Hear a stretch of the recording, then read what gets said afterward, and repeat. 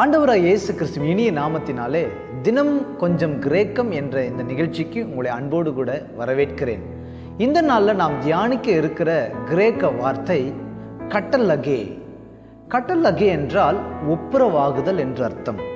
அதாவது எதிரெதிர் துருவங்களாக இருந்த இரண்டு பகைவர்கள் நட்பு பாராட்டும் நண்பர்களாக மாறிக்கொள்ளுதல் என்று அர்த்தம். ஒரு எக்ஸ்சேஞ்ச் நடக்குது, பகைவர்கள் சிநேகிதர்களாக மாறுகிறார்கள்.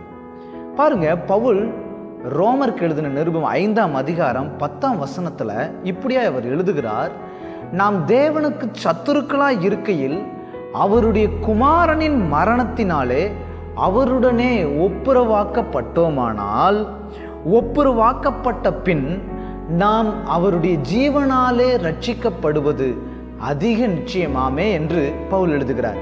இந்த வசனத்தில் இருக்கிற ஒப்புரவாக்கப்படுதல் என்ற வார்த்தையுடைய அர்த்தம் என்னன்னா, தேவாதி தேவனும் இந்த பூமியில் உள்ள மனிதர்களும் சத்துருக்களாக இருந்தார்கள். பாவம் அவர்களை பிரித்திருந்தது, எதிரெதிர் துருவங்களாக இருந்தார்கள்.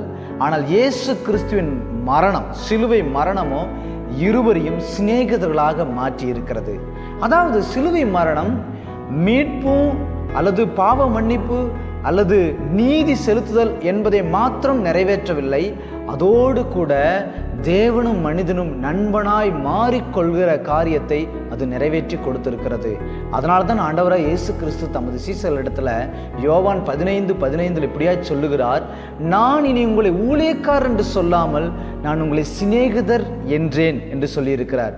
ஆகவே நீங்களும் தேவனும் சிநேகிதர்களாக மாறியிருக்கிறீர்கள் சிலுவை மரணத்தினால. அந்த சிலுவையுடைய இரத்தத்தின் வல்லமைக்கு அடையாளம் என்னன்னா, நானும் தேவனும் சிநேகிதர்களாக இருக்கிறோம் என்பதுதான் அடையாளம்.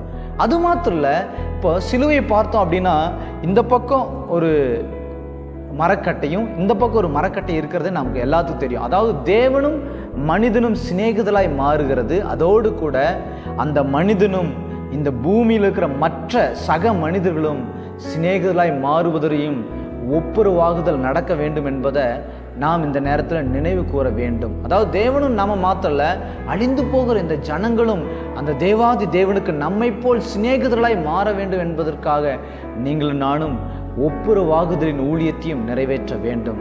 அவை இந்த நாளில் கூட இந்த கட்டல்லகே என்ற கிரேக்க வார்த்தை நமக்கு ஒப்புரவாகுதலை காண்பித்து கொடுக்கிறது. தேவனும் நாமும் சிநேகிதர்களாக இருக்கிறோம் என்பதை நினைப்பூட்டுகிறது. அது சிலுவை மரணத்தினாலே நடந்தது. அதனால அந்த சிலுவை அன்பிற்காக நன்றி செலுத்துவோமா, கர்த்தருக்கு சாட்சியாய் வாழ்வோமா. இந்த வசனத்தின்படி கர்த்தர் உங்களை ஆசீர்வதிப்பாராக. God bless you.